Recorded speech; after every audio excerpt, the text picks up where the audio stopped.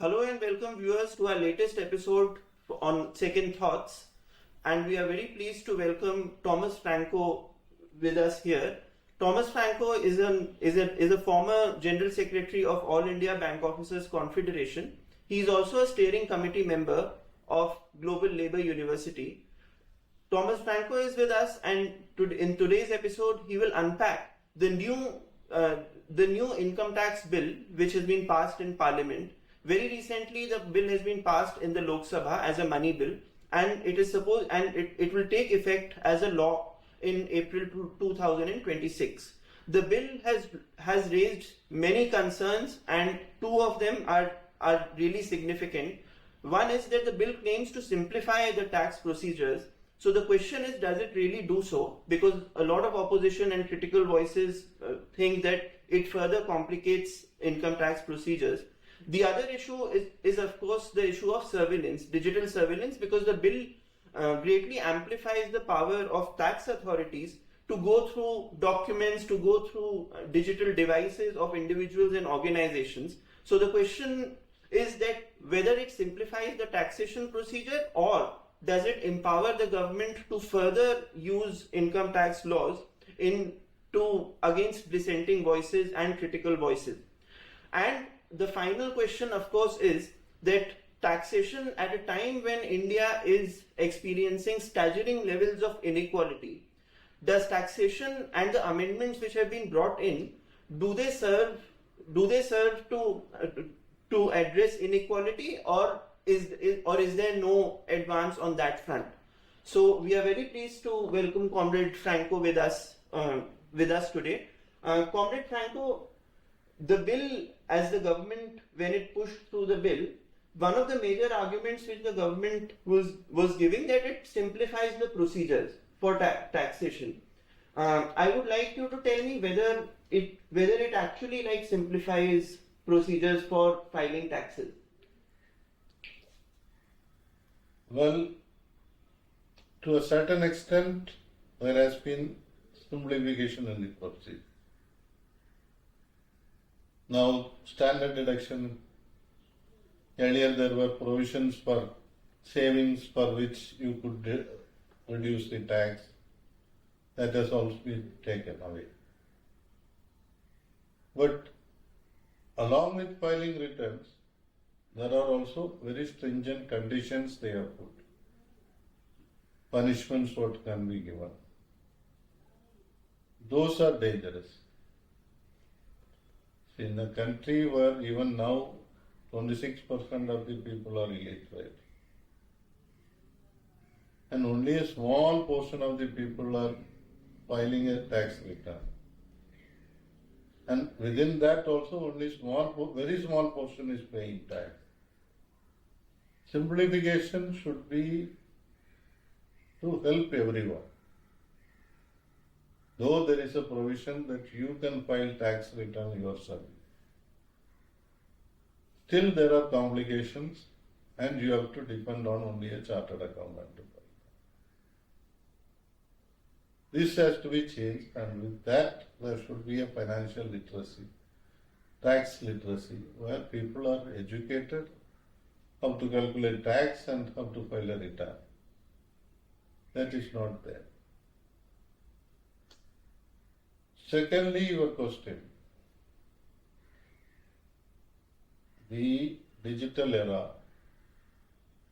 When digitalization was being promoted, they said that it is going to be a help to everyone, but now it is being used as a surveillance mechanism.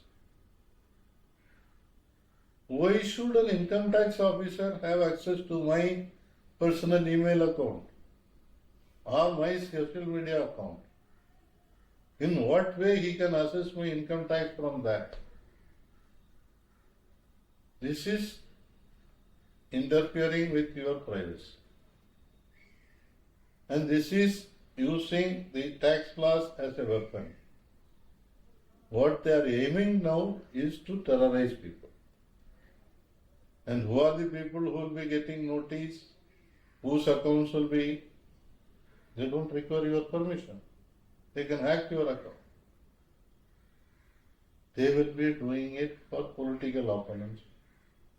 People who are raising voices against some of the policies or practices of the government, they are going to be threatened, as we have seen in the case of student leaders, we have seen in the case of journalists,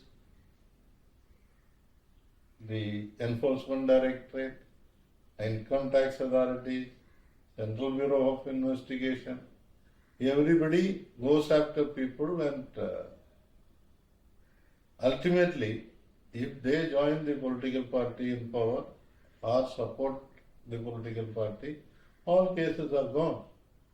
There are hundreds of cases in that. So, my opinion, this intervention into the media and your personal accounts, earlier even for accessing an bank account of a person, the ITO had to take an order. Lower rank people cannot do anything. They require a search warrant or they require a permission. Without that, the bank will not disclose somebody else's account. But now, not only bank account, everything they can monitor. That is not acceptable. In a country like ours, which is a developing country, where people are paying so much of other taxes also, especially the indirect taxes, this tax as a weapon, it is not acceptable. People should oppose that. Parliament can pass the bill, but another parliament session can reverse it also. So we require a wider discussion on that. Stakeholders have never discussed. They decide on everything themselves and pass the bill and just clap. We have seen in the parliament how it is taking place. Few minutes to pass a bill. This is not good for the country. So, what you are pointing out, sir, is something which we have seen in practice, because we have seen tax surveys being used against critical media organizations or even NGOs which have raised issues which have made the government uncomfortable, and even against individuals who are vocal, especially on raising issues of people's rights. So that's something which has happened, and as you point out, this is something which needs a wider discussion and needs to be amended even further in order to address these, to remove some of these clauses. Comrade Franco, I would also like to hear from you on the issue that taxation is something which in a context where we are seeing that India is amongst the countries which is producing most number of billionaires, at a time when our middle class is shrinking, at a time when jobs are when the job pool is shrinking more and more, there is now talk of a demographic disaster, given the fact that we have a young population and there are not sufficient opportunities for them. What do you think that any kind of a future amendment of this taxation bill should have, and do the present amendments do they address the issue of inequality? Do they see taxation as a means to generate revenue for addressing some of the most pressing socio-economic problems in India? Number one, tax is a revenue for the government, and that revenue should be used for their citizens. As you rightly pointed out, after the liberalization, privatization and globalization, concentration of wealth is taking place with few individuals. 1% of the population has so much of wealth. Top 10% are controlling the maximum wealth of the country. Bottom 50% is still going down in the ladder. And the tax is not only direct tax, the indirect tax also has to be taken into account. Now, for example, you buy rice in a bag, you pay tax. That rice is used in a hotel for cooking, say idli, dosa. Again, you pay tax. This GST has created a mess. Now they are talking about simplifying it. We will have to wait and see.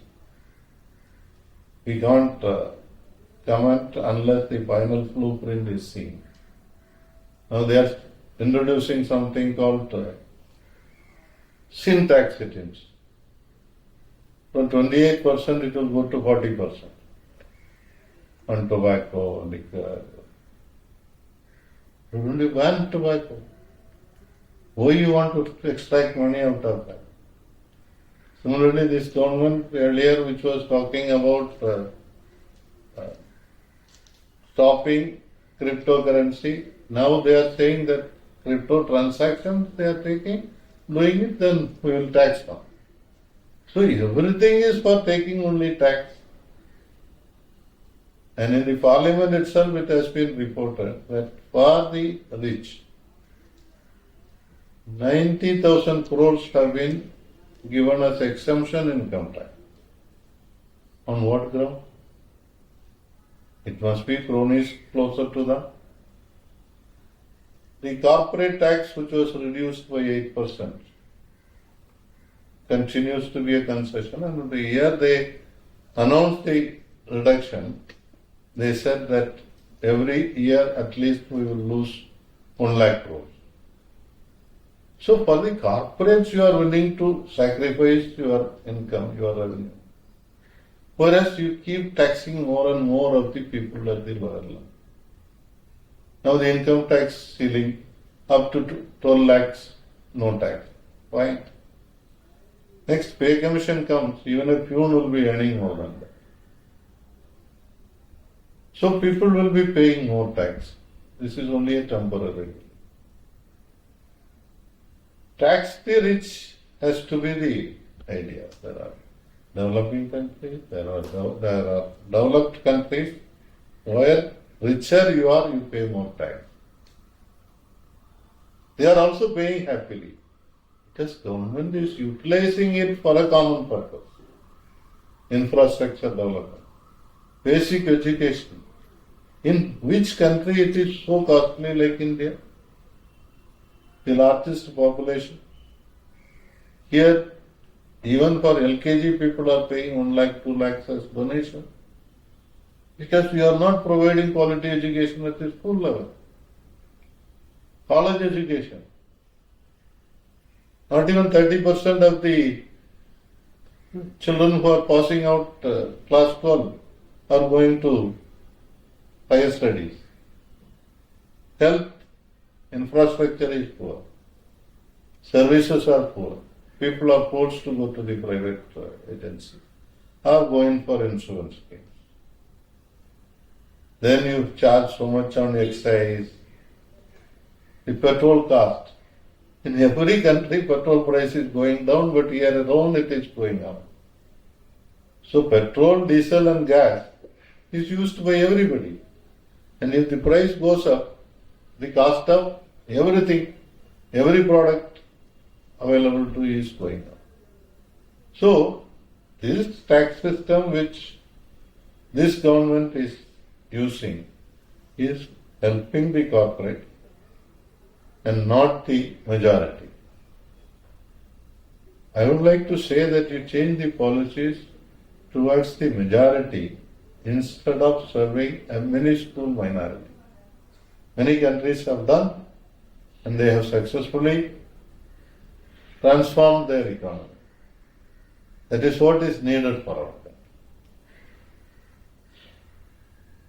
country. Thanks a lot, Comrade Franco, for your views and pointing out the direction of the income tax bill which has come. And clearly, what you point out, it seems that all critical voices and voices for rights of the people need to ask for a revision of these laws, which are, one is that they are weaponized, they can potentially be weaponized against critical voices, and they do almost nothing to address some of the most pressing socio-economic problems rooted in inequality which we are facing. So thanks a lot, Comrade Franco, for joining us, and thank you very much for the opportunity.